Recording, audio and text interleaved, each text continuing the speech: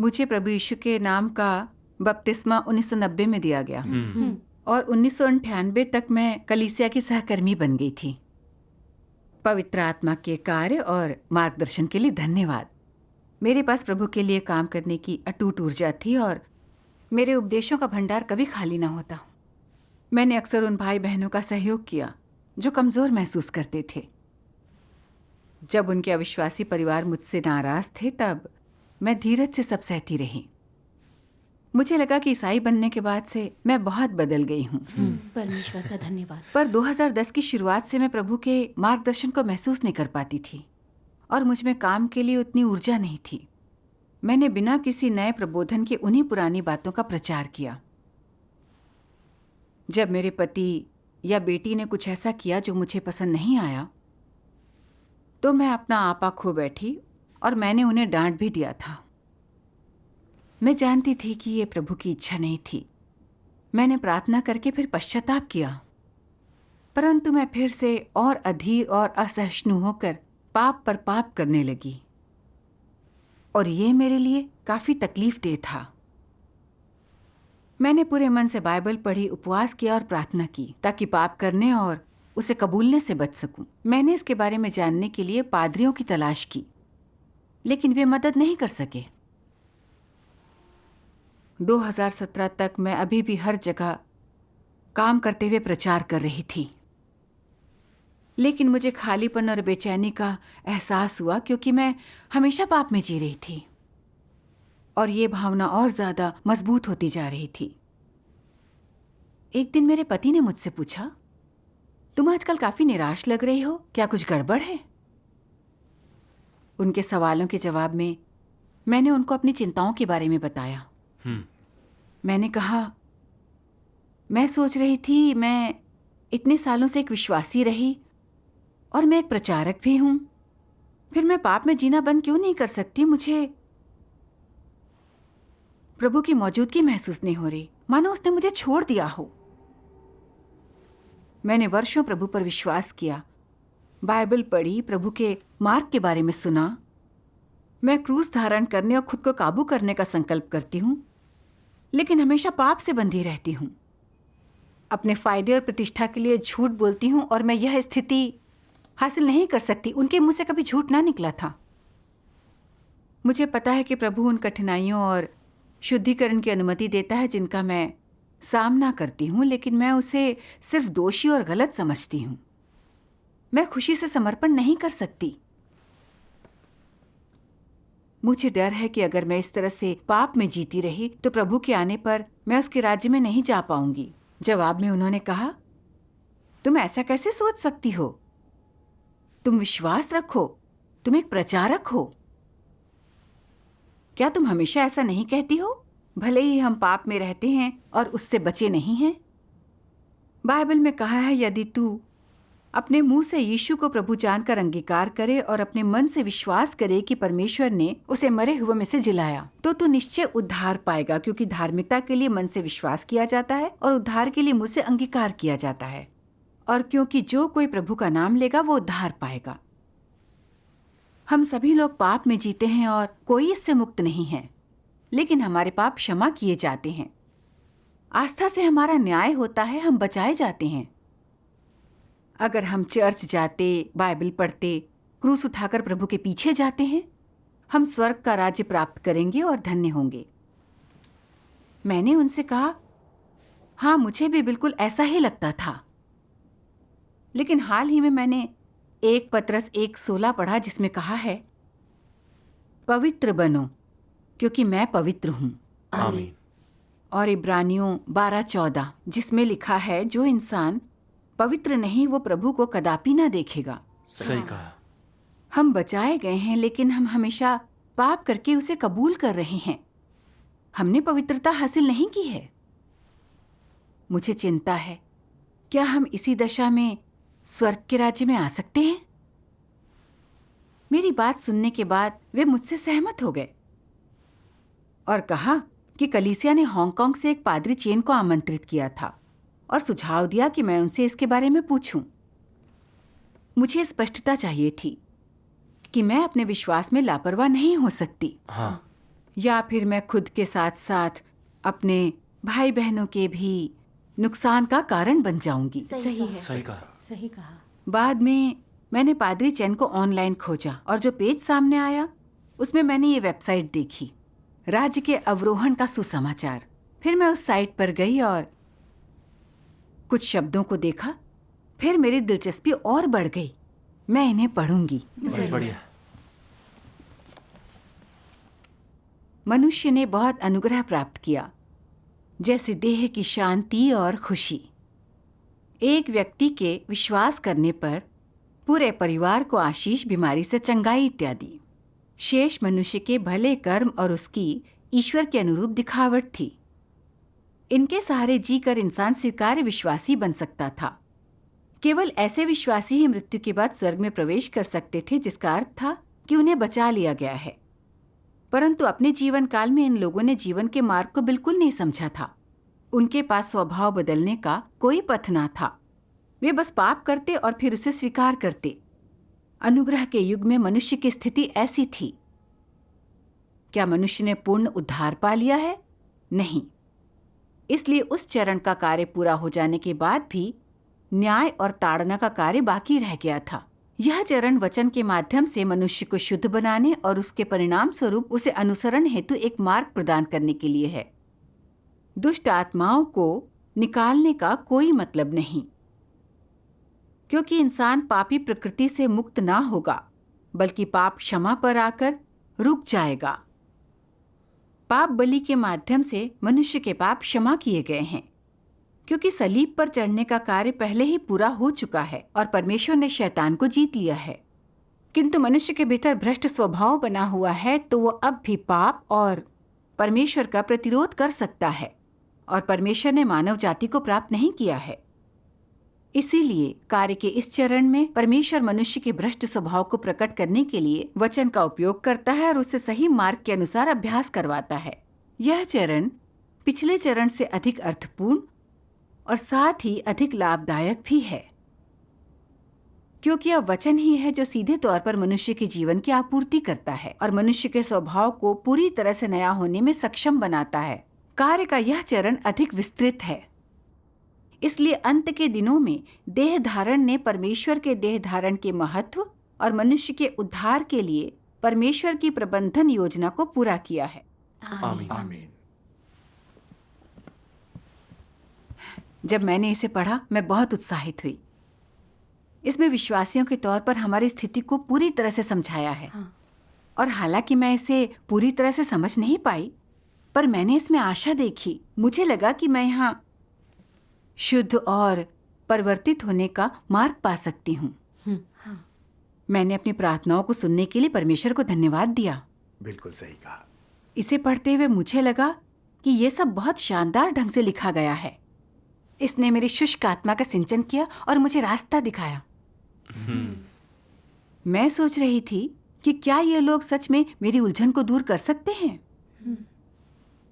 Site पर ऐसा कहा गया है, अगर आपके पास कोई प्रश्न है तो कृपया एक संदेश छोड़ें।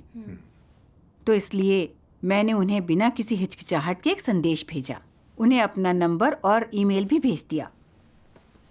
जब मैंने अपने पति को इस बारे में बताया तो उन्होंने कहा कि वे भी अनुसरण में रुचि रखते हैं। परमेश्वर का धन्यवाद। ये तो बहुत अच्छी अगले दिन सर्वशक्तिमान परमेश्वर की कलीसिया के सदस्यों ने मुझसे संपर्क किया। हमने उस दोपहर ऑनलाइन चैटिंग की और मैंने वो बात बताई जो मुझे परेशान कर रही थी। हम हमेशा रोमियो की इस कविता को पढ़ते हैं जिसमें कहा गया है, यदि तू यीशु को प्रभु के रूप में स्वीकारे और विश्वास करे कि उसे मरे हुओं में से जिलाया गया है तो तुझे निश्चित उद्धार मिलेगा। हमें लगता है कि हमारे पापों को प्रभु यीशु ने क्षमा कर दिया है, इसलिए हम बचाए गए हैं और जब वे लौट कर आएंगे तब हम स्वर्ग के राज्य में प्रवेश करेंगे। लेकिन हम अभी भी पाप में जी रहे हैं। हम प्रभु के उपदेशों का पालन नहीं कर पाते हैं और ना ही हम पाप से बच पाते हैं। बाइबल में कहा गया है कि पवित्रता के बिना हम प्रभु को नहीं देख सकते। मैं उलझन में हूं। क्या मुझ जैसी कोई इंसान राज्य में प्रवेश कर सकती है जो लगातार पाप कर रही है? सर्वशक्तिमान परमेश्वर की कलीसिया की वेबसाइट कहती है कि परमेश्वर अंत के दिनों में न्याय और ताड़ना का कार्य कर रहा है। क्या ये एक पापी प्रकृति से बचने और राज्य में प्रवेश करने से संबंधित है? भाई चैन ने हमारे साथ ये सहभागिता की। इसे समझने के लिए पहले हमें ये जानना होगा कि आखिर बचाया जाना है क्या। व्यवस्था के युग में बहुत पहले लोग परमेश्वर से दूर हो गए थे और उन्हें उसका कोई डर नहीं था। चूंकि किसी ने व्यवस्था का पालन नहीं किया और वे अधिक से अधिक पाप कर रहे थे, वे सभी दंडित होने और मौत की सजा पाने के खतरे में थे। परमेश्वर ने देह धारण किया व्यवस्था के तहत लोगों को मौत की सजा से बचाने के लिए। एक पाप बलि के रूप में उन्हें क्रूस पर चढ़ा दिया गया और उसने सारी मानव जाति को पाप से छुटकारा दिलाया। इसीलिए हम सभी को प्रभु यीशु के नाम से प्रार्थना करनी चाहिए। हाँ, सही है। और अपने पापों को कबूल करके पश्चाताप करना चाहिए। तब हमारे पापों को क्षमा किया जाएगा। तभी हम व्यवस्था से दंडित हुए बिना परमेश्वर के अनुग्रह और आशीष का आनंद ले सकते हैं। यही अनुग्रह के युग में बचाए जाने का सही अर्थ है। आमीन। इसका मतलब है कि हमारे पाप क्षमा किए जाते हैं, इसलिए व्यवस्था के तहत हमें मौत नहीं दी जाएगी और परमेश्वर अब उन पापों को नहीं देखता। इसका अर्थ ये नहीं कि अब हम पापी नहीं हैं या पाप नहीं करते या हम परमेश्वर का विरोध नहीं करते।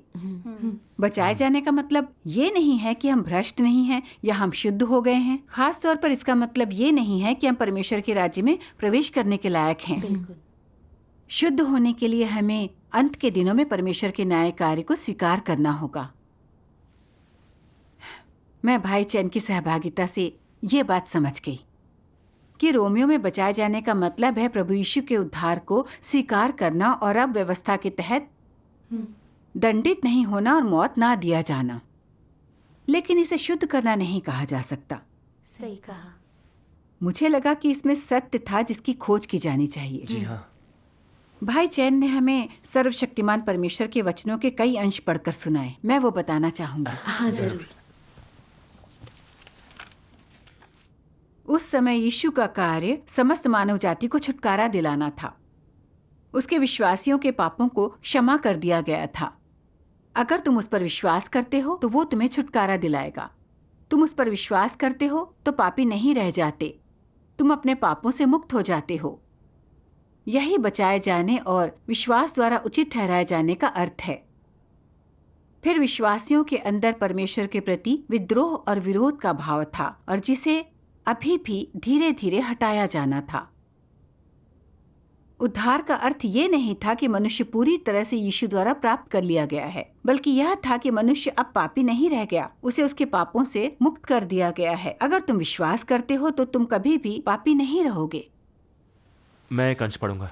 हाँ जरूर। मनुष्य को पाप क्षमा कर दिए जाते थे। जहां तक मनुष्य को उसके भीतर के शैतानी स्वभावों से मुक्त कराने की बात है, तो ये कार्य अभी किया जाना बाकी था। मनुष्य को केवल उसके विश्वास के कारण बचाया और क्षमा दी गई, किंतु उसका पापी स्वभाव उसमें से नहीं निकाला गया था और वो अभी भी उसके अंदर बना हुआ था। मनुष्य के पाप देहधारी परमेश्वर के माध्यम से क्षमा किए गए थे। इसका अर्थ ये नहीं था कि मनुष्य के भीतर पाप नहीं था। पाप बलि के माध्यम से मनुष्य के पाप क्षमा किए जा सकते हैं, पर इंसान नहीं जानता कि वो कैसे पाप से मुक्त हो और कैसे उसका भ्रष्ट पापी स्वभाव पूरी तरह से मिटाया और रूपांतरित किया जा सकता है। मनुष्य के पाप क्षमा कर दिए गए थे और ऐसा परमेश्वर के सलीब पर चढ़ने के कार्य की वजह से हुआ था। परंतु मनुष्य अपने पुराने भ्रष्ट शैतानी स्वभाव में जीता रहा। इसलिए मनुष्य को उसके भ्रष्ट शैतानी स्वभाव से पूरी तरह से बचाया जाना आवश्यक है, ताकि उसका पापी स्वभाव पूरी तरह से मिटाया जा सके और वो फिर कभी विकसित ना हो पाए, जिससे मनुष्य का स्वभाव रूपांतरित होने में सक्षम हो सके। इसके लिए मनुष्य को जीवन में उन्नति के मार्ग को समझना होगा, जीवन के मार्ग को समझना होगा और अपने स्वभाव को परिवर्तित करने के मार्ग को समझे और उसके अनुरूप कार्य करें, ताकि उसका स्वभाव धीरे धीरे बदल सके और वो प्रकाश की चमक में जी सके, ताकि वो जो कुछ भी करे वो परमेश्वर की इच्छा के अनुसार हो, ताकि वो अपने भ्रष्ट शैतानी स्वभाव को दूर कर शैतान के अंधकार के प्रभाव से आज़ाद हो सके और इसके परिणाम स्वरूप पाप से पूरी तरह से ऊपर उठ सकें। केवल तभी मनुष्य पूर्ण उद्धार प्राप्त करेगा। यद्यपि यीशु ने मनुष्यों के बीच अधिक कार्य किया, फिर भी उसने केवल समस्त मानव जाति की मुक्ति का कार्य पूरा किया और वो मनुष्य की पाप बलि बना। उसने मनुष्य को उसके समस्त भ्रष्ट स्वभाव से छुटकारा नहीं दिलाया, मनुष्य को शैतान के प्रभाव से पूरी तरह से बचाने के लिए। यीशु को न केवल पाप बलि बनने और मनुष्य के पाप वहन करने की जरूरत थी, बल्कि मनुष्य को उसके शैतान द्वारा भ्रष्ट किए गए स्वभाव से मुक्त करने के लिए परमेश्वर को और भी बड़ा कार्य करने की आवश्यकता थी। और इसीलिए अब जबकि मनुष्य को उसके पापों के लिए क्षमा कर दिया गया है, परमेश्वर मनुष्य को नए युग में ले जाने के लिए वापस देह में लौट आया है और उसने ताड़ना एवं न्याय का कार्य आरंभ कर दिया है। यह कार्य मनुष्य को एक उच्चतर क्षेत्र में ले गया है। वे सब जो परमेश्वर के प्रभुत्व के अधीन समर्पण करेंगे उच्चतर सत्य का आनंद लेंगे और अधिक बड़े आशीष प्राप्त करेंगे। वे वास्तव में ज्योति में निवास करेंगे और सत्य, मार्ग और जीवन प्राप्त करेंगे। आमीन। आमीन। परमेश्वर का धन्यवाद। तब भाई चैन ने हमारे साथ ये सहभागिता की। परमेश्वर के वचन अंत के दिनों में उसके न्याय कार्य के औचित्य को स्पष्ट करते हैं। प्रभु यीशु ने अनुग्रह के युग में केवल छुटकारे का कार्य किया और भले ही उसने हमारे पापों को क्षमा कर दिया, पर हमारी पापी प्रकृति बहुत गहराई तक समाई है। हमारे अंदर अभी भी शैतानी स्वभाव है। हम अपने स्वयं के लाभ के लिए झूठ बोलते हैं, धोखा देते, ईर्ष्या और घृणा करते हैं। हम सांसारिक प्रवृत्तियों का पालन करते हैं। हम लालची हैं, हमें अन्याय में आनंद आता है। यदि हमारी शैतानी प्रकृति का समाधान नहीं किया गया तो हम पाप करते हुए परमेश्वर का विरोध कर सकते हैं। सही है। प्रभु यीशु ने कहा था, मैं तुमसे सच सच कहता हूं कि जो कोई पाप करता है वह पाप का दास है, और दास सदा घर में नहीं रहता, पुत्र सदा रहता है। हाँ, परमेश्वर धार्मिक है और उसका धार्मिक स्वभाव कोई अपमान नहीं सहेगा। वह ऐसे लोगों को अपने राज्य में प्रवेश कैसे दे सकता है जो लगातार पाप करते हुए उसका विरोध करते हैं? ये सत्य है। इसलिए मानव जाति को पूरी तरह से बचाने के लिए परमेश्वर ने अंत के दिनों में फिर से देह धारण किया है। वो छुटकारे के कार्य के आधार पर मनुष्य का न्याय कर उसे शुद्ध करने के लिए सत्य व्यक्त करता है, ताकि हम इंसान पूरी तरह से पाप से मुक्त हो सकें, शुद्ध होकर परमेश्वर के राज्य में प्रवेश कर सकें। परमेश्वर का धन्यवाद। यह प्रभु यीशु की इन भविष्यवाणियों को पूरा करता है। मुझे तुमसे और भी बहुत सी बातें कहनी हैं, परंतु अभी तुम उन्हें सह नहीं सकते। परंतु जब वह अर्थात सत्य का आत्मा आएगा तो तुम्हें सब सत्य का मार्ग बताएगा। आमीन। आमीन। जो मुझे तुच्छ जानता है और मेरी बातें ग्रहण नहीं करता, उसको दोषी ठहराने वाला तो एक है, अर्थात जो वचन मैंने कहा है वही पिछले दिन में उसे दोषी ठहराएगा। और एक पत्रस में कहा गया है, क्योंकि वह समय आ पहुंचा है कि पहले परमेश्वर के लोगों का न्याय किया जाए। आमीन। आमीन। अगर हम सिर्फ अनुग्रह के युग के छुटकारे के कार्य से चिपके रहते हैं और अंत के दिनों में परमेश्वर के न्याय को स्वीकारते नहीं, तो हमारे पाप की जड़ का समाधान कभी भी नहीं हो पाएगा। सर्वशक्तिमान परमेश्वर के न्याय को स्वीकार करना ही परमेश्वर के राज्य में जाने और भ्रष्टता से शुद्ध होने का मार्ग है। सही है। भाई चैन की सहभागिता सुनकर मेरा दिल रोशन हो गया। कोई आश्चर्य नहीं कि मैंने कितनी ही प्रार्थना की, बाइबल पढ़ी या खुद को काबू किया, लेकिन पाप करने से खुद को नहीं रोक पाई। ऐसा इसलिए था क्योंकि मेरे पाप की जड़ें पूरी तरह उखड़ी नहीं थीं। मुझे अंत के दिनों में परमेश्वर के न्याय कार्य का अनुभव नहीं हुआ था। बिल्कुल सही कहा। बिल्कुल सही कहा। परमेश्वर का न्याय कार्य कैसे लोगों को शुद्ध करके परिवर्तित करता है और उन्हें पूरी तरह से कैसे बचाता है। मैंने उनसे ये सवाल बहुत उत्सुक होकर पूछा। तो उन्होंने सर्वशक्तिमान परमेश्वर के वचनों का एक और अंश पढ़ा। सर्वशक्तिमान परमेश्वर कहते हैं, अंत के दिनों में मसीह मनुष्य को सिखाने, उसके सार को उजागर करने और उसके वचनों और कर्मों की चीरफाड़ करने के लिए अनेक सत्यों का उपयोग करता है। इन वचनों में विभिन्न सत्यों का समावेश है, जैसे कि मनुष्य का कर्तव्य, मनुष्य को परमेश्वर का आज्ञा पालन किस प्रकार करना चाहिए, किस प्रकार परमेश्वर के प्रति निष्ठावान होना चाहिए, मनुष्य को किस प्रकार सामान्य मनुष्यता का जीवन जीना चाहिए, और साथ ही परमेश्वर की बुद्धिमत्ता और उसका स्वभाव इत्यादि। ये सभी वचन मनुष्य के सार और उसके भ्रष्ट स्वभाव पर निर्देशित हैं। खास तौर पर वे वचन जो ये उजागर करते हैं कि मनुष्य किस प्रकार परमेश्वर का तिरस्कार करता है। इस संबंध में बोले गए हैं कि किस प्रकार मनुष्य शैतान का मूर्त रूप और परमेश्वर के विरुद्ध शत्रु बल है। न्याय कार्य करने में परमेश्वर केवल कुछ वचनों से इंसान की प्रकृति को स्पष्ट नहीं करता, बल्कि लंबे समय तक उसे उजागर करता, निपटता और काट छांट करता है। उजागर करने, निपटने और काट छांट करने की इन विधियों को साधारण वचनों से नहीं, बल्कि उस सत्य से प्रतिस्थापित किया जा सकता है जिसका मनुष्य में सर्वथा अभाव है। इन्हीं विधियों को न्याय कहा जा सकता है। ऐसे ही न्याय से इंसान वशीभूत और आश्वस्त होकर परमेश्वर को समर्पित हो सकता है, परमेश्वर को जान सकता है। न्याय का कार्य मनुष्य में परमेश्वर के असली चेहरे की समझ पैदा करने और उसकी विद्रोहशीलता का सत्य उसके सामने लाने का काम करता है। न्याय का कार्य मनुष्य को परमेश्वर की इच्छा, परमेश्वर के कार्य के उद्देश्य और उन रहस्यों की अधिक समझ प्राप्त कराता है जो उसकी समझ से परे होते हैं। यह मनुष्य को अपने भ्रष्ट सार तथा अपनी भ्रष्टता की जड़ों को जानने पहचानने और साथ ही अपनी कुरूपता को खोजने का अवसर देता है। ये सभी परिणाम न्याय के कार्य द्वारा लाए जाते हैं, क्योंकि इस कार्य का सार वास्तव में उन सभी के लिए परमेश्वर के सत्य, मार्ग और जीवन का मार्ग प्रशस्त करने का कार्य है जिनका उस पर विश्वास है। यह कार्य परमेश्वर के द्वारा किया जाने वाला न्याय का कार्य है। आमीन। आमीन आमीन। भाई चैन ने तब हमारे साथ अपनी सहभागिता जारी रखी। अंत के दिनों में परमेश्वर मुख्य रूप से लोगों का न्याय करने और शुद्ध करने के लिए सत्य व्यक्त करता है। सर्वशक्तिमान परमेश्वर वो सभी सत्य व्यक्त करता है जो मानव जाति को शुद्ध करते और पूरी तरह से बचाते हैं। मानवता को बचाने के लिए अपनी योजना के रहस्यों को खोलता है, दुनिया में बुराई और अंधेरे की जड़ का खुलासा करता है। शैतान मनुष्य को कैसे भ्रष्ट करता है और परमेश्वर कैसे बचाता है। शैतान द्वारा इंसान को भ्रष्ट किए जाने का सच क्या है।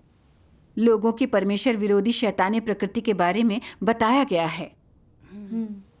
कैसे लोगों को न्याय, ताड़ना, परीक्षण और परमेश्वर के वचनों के शुद्धिकरण के माध्यम से पवित्र किया जाता है, और भी कई बातें।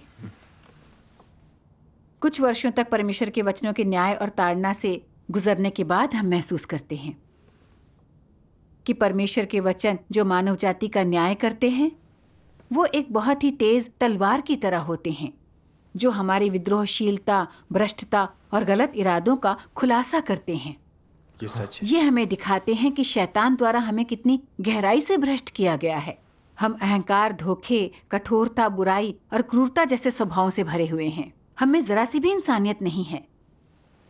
अगर हम अपनी आस्था में त्याग भी करते हैं तो हम ये सिर्फ आशीष और स्वर्ग के राज्य में जगह पाने के लिए करते हैं। हम परमेश्वर से उसके अनुग्रह और आशीष पाने के लिए एक सौदा करते हैं, उसकी आज्ञा मानने और उसे संतुष्ट करने के लिए नहीं। जब हम पर कोई आपदा आती है या हम और किसी कठिनाई का सामना करते हैं तो हम परमेश्वर को दोषी मानते हैं और उसके प्रति सच्चे मन से समर्पित नहीं होते। यदि हमारे कर्तव्य में हमारे अंदर कुछ क्षमता, गुण या उपलब्धियां हैं तो हम दिखावा करते हैं ताकि दूसरे हमें बड़ा समझें और हम लोगों को अहंकार से डांटते हैं। जब परमेश्वर के कार्य और वचन हमारी धारणाओं के साथ मेल नहीं खाते तो हम परमेश्वर की आलोचना और विरोध करते हैं। हम परमेश्वर का भय नहीं मानते। सत्य है। जब परमेश्वर के वचनों और तथ्यों से हमें उजागर किया जाता है तो हमें शर्म आती है, हम छिपना चाहते हैं। फिर हम सच्चा पश्चाताप और खुद से नफरत करते हैं। हम अपने भ्रष्ट शैतानी स्वभाव के साथ नहीं जीना चाहते। हम परमेश्वर के धार्मिक स्वभाव की समझ भी हासिल करते हैं और उसके प्रति हमारी श्रद्धा बढ़ जाती है।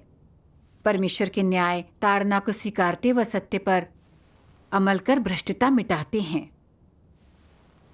हमारे जीवन स्वभाव धीरे धीरे बदलने लगते हैं। यह सब अंत के दिनों में परमेश्वर के न्याय का अनुभव करके प्राप्त किया जाता है। परमेश्वर का धन्यवाद। ये जो कह रही हैं ये बिल्कुल सही कह रहे हैं।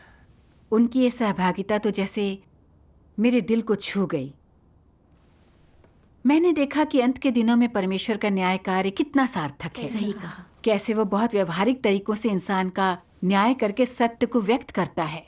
वो सब हमें शुद्ध करने और पूरी तरह से बचाने के लिए है। हाँ। अंत के दिनों में परमेश्वर के न्याय कार्य का अनुभव किए बिना हमें कभी शुद्ध नहीं किया जा सकेगा और हम परमेश्वर के राज्य के लिए पूरी तरह से अयोग्य होंगे। सही कहा। सहभागिता के कुछ दिनों बाद मुझे यकीन हो गया कि सर्वशक्तिमान परमेश्वर ही लौट कर आया प्रभु यीशु है परमेश्वर का धन्यवाद। और उसके वचन वही हैं जो पवित्र आत्मा कलीसियाओं से कहती आई है। आमीन। आमीन। मैंने अंत के दिनों के सर्वशक्तिमान परमेश्वर का कार्य स्वीकार किया। परमेश्वर का धन्यवाद। आश्चर्यजनक है। हाँ, इतने साल मैं एक विश्वासी के रूप में सिर्फ पाप में फंसकर ही जिंदगी जीती रही, लेकिन अब मुझे आखिरकार शुद्धिकरण और पूर्ण उद्धार का मार्ग मिल गया है। सर्वशक्तिमान परमेश्वर का धन्यवाद। परमेश्वर का धन्यवाद। वाकई ये अनुभव कितना वाकई अद्भुत है। बहुत ही अच्छा।